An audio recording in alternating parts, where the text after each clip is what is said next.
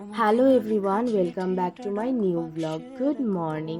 আগের ভিডিওতেই তোমাদের শেয়ার করেছিলাম আমি আছি নৈহাটিতে, আর আজ নৈহাটিতে আমার সেকেন্ড ডে।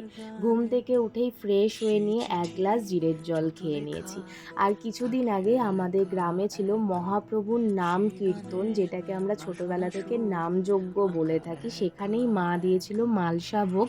সেই মালসা ভোগের প্রসাদ আজ টক দই দিয়ে আমি মাখলাম। এই প্রসাদটা খেতে ভীষণ ভালো লাগে। আর আজ দুপুরে রান্না হচ্ছে ডিমের ঝোল আর ভাত। এদিকে মা ডিমের ঝোলের মশলা কষাচ্ছে। যেহেতু দিদা আমাদের বাড়িতে আছে, তাই দুপুরবেলাতে দিদাকে আমরা এগোতে দিতে গেছিলাম। দিদা যাচ্ছে নিজের শ্বশুর বাড়িতে, যেখানে আছে হচ্ছে আজকে কালী পুজো। আমি, মা আর আমাদের বাড়ির ডগিগুলো মিলে দিদাকে এগোতে দিতে গেছিলাম।